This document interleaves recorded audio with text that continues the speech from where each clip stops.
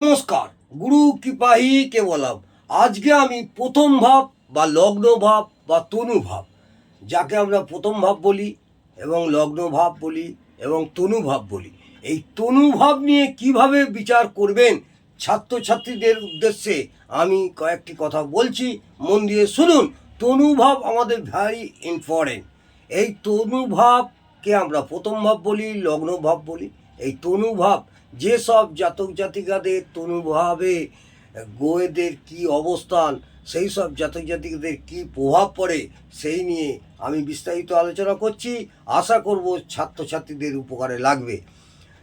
তনুভাব থেকে যে সমস্ত বিষয়গুলি বিচার করা হয়, তনুভাব থেকে যে সকল বিষয়গুলি বিচার করা হয়, সেগুলি হলো জাতক বা জাতিকা নিজে, জাতক বা জাতিকা নিজে, জাতক বা জাতিকার শারীরিক গঠন, শরীর স্বাস্থ্য, চারিত্রিক বৈশিষ্ট্য, জীবনের উন্নতি, নিজের সৌভাগ্য, চেষ্টা, স্থিতি, কর্ম, বর্তমানকাল, কণ্ঠদেশ ও কণ্ঠ, পরিবেশ, পূর্ব দিক, বৈদ্য, স্বদেশ ভাগ্য, স্বদেশে বাস, দেহের পরিমাণ, শারীরিক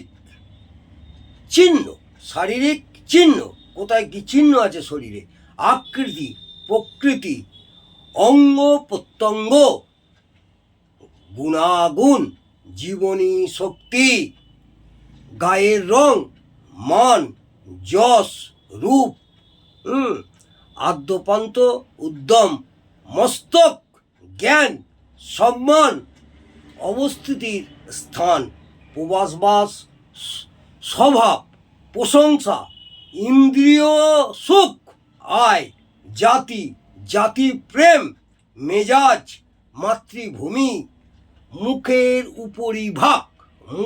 উপরিভাগ, অন্যের টাকায় জুয়া খেলা অথবা বাজি ধরা, মানসিক অবস্থা, প্রাণ শক্তি, যন্ত্রণা, চুলের রং, আসক্তি, মন, মানসিকতা অবস্থা আর কি, প্রাণ শক্তি, যন্ত্রণা এবং অলসতা, চুল, ত্বক, চর্ম, রাষ্ট্রের অধিবাসী, দুঃখ, ব্যক্তিত্ব, জনস্বার্থ, জীবনের অসফলতা, central nervous system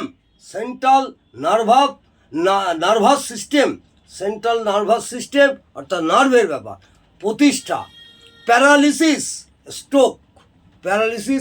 stroke, coma, নার্ভের সমস্যা, জীবনের অবনতি, ব্রেনের সমস্যা, প্রবল জ্বর, অনিদ্রা, মাথা ধরা, অঙ্গ প্রত্যঙ্গের গঠন, মাথায় চোট লাগা বা আঘাত লাগা, দেশের সার্বিক অবস্থা, ছেলেবেলা, অভ্যন্তরীণ রাজনীতি, জনগণের চেতনা ও মতবাদ, শরীরের সফলতা, নিজের দুর্ভাগ্য, বংশবৃদ্ধি, দেশের সরকার, শরীরের দুর্বলতা, জীবনের সফলতা, জাতীয় দুঃখ। এই নিয়ে আমি আজকে আলোচনা করলাম। নমস্কার, জয় মাতা।